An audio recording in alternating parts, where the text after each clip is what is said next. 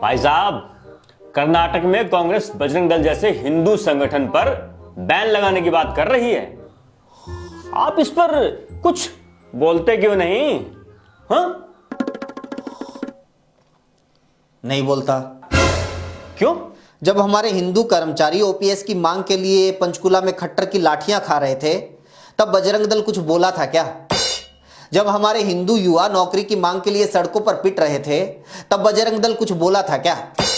जब हमारे हिंदू नौजवान अग्निपथ के विरोध में आंदोलन कर रहे थे, तब बजरंग दल कुछ बोला था क्या? जब नौकरियों में धांधली, पेपर लीक जैसे मुद्दों पर हिंदू विद्यार्थी धरना प्रदर्शन कर रहे थे, तब बजरंग दल कुछ बोला था क्या? जब हमारे सैकड़ों हिंदू किसान दिल्ली के बॉर्डर पर धरना देते देते शहीद हो गए थे, तब बजरंग दल कुछ बोला था क्या? जब हमारे हिंदू भाई बहनों के लाखों करोड़ रुपए लेकर ललित मोदी, नीरव मोदी, मेहुल चौकसी, विजय माल्या जैसे चोर भाग गए थे, तब बजरंग दल कुछ बोला था क्या? जब बड़े बड़े उद्योगपतियों का लाखों करोड़ रुपया माफ कर दिया गया और हमारे हिंदू गरीब किसान, मजदूर, छोटे दुकानदार कर्ज तले दबकर आत्महत्या कर रहे थे, तब बजरंग दल कुछ बोला था क्या? जब करोड़ों हिंदुओं की जमा पूंजी अपने मित्र अडानी को बचाने के लिए उसको सौंप दी गई थी, तब बजरंग दल कुछ बोला था क्या? जब कोरोना में लाखों हिंदू बिना ऑक्सीजन, बिना इलाज, बिना दवाइयों के मर रहे थे, तब बजरंग दल कुछ बोला था क्या? जब कर्नाटक में हिंदुओं से 40% कमीशन मांगा जा रहा था, तब बजरंग दल कुछ बोला था क्या? बड़े देशभक्त बनते हो।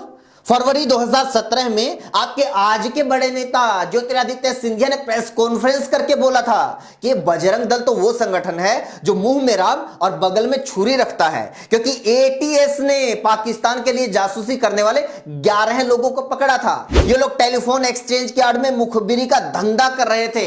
एक तो पता नहीं इन लोगों की ये मुखबिरी करने की खानदानी आदत कब छूटेगी। ज्योतिरादित्य सिंधिया ने कहा था, देशद्रोहियों का रिश्ता देश के बड़े राजनीतिक दल भारतीय जनता पार्टी के साथ जुड़ा पाया गया है। भारतीय जनता पार्टी विश्व की पहली आईएसआई सर्टिफाइड पार्टी बन चुकी है, क्योंकि पकड़े गए 11 में से 3 लोग सीधे भाजपा के साथ जुड़े हुए थे। ध्रुव सक्सेना भाजपा युवा मोर्चा का सदस्य रह चुका था और आईटी सेल का संयोजक था। जितेंद्र सिंह भाजपा पार्षद का नजदीकी रिश्तेदार था और तीसरा आदमी बलराम सिंह बजरंग दल का सदस्य था और जासूसी गिरोह का मास्टरमाइंड था। बता, तब देश के साथ इतनी बड़ी गद्दारी हो रही थी, बजरंग दल कुछ बोला था क्या? अबे बजरंगी के सबसे बड़े भक्त तो देश के पहलवान हैं, जो पूरी दुनिया के धुरंधरों को हराकर देश के लिए मेडल जीत कर लाते हैं। आज वो ही पहलवान इंसाफ की मांग को लेकर जंतर मंतर पर बैठे हैं। बता, बजरंग दल कुछ बोल रहा है क्या? बजरंग दल पर बैन लगाने से हिंदुओं का अपमान होता है, तो बता, बजरंग पुनिया को धरने पर बैठने के लिए मजबूर करने से सनातन धर्म का सम्मान बढ़ता है क्या? बजरंग दल कभी जंतर मंतर पर बैठी हिंदू पहलवान बेटियों के समर्थन में किसानों, मजदूरों, कर्मचारियों, बैंक कर्मियों, एलआईसी कर्मियों, दुकानदारों, बेरोजगारों, विद्यार्थियों, युवाओं, किसी के समर्थन में आज तक एक भी शब्द बोला हो, तो हम बजरंग दल के समर्थन में बोलने क्या, उसके लिए भूख हड़ताल पर बैठने के लिए तैयार हैं। हिंदुओं का समर्थन चाहिए तो हिंदुओं के असली मुद्दों के लिए साथ खड़ा होना पड़ेगा।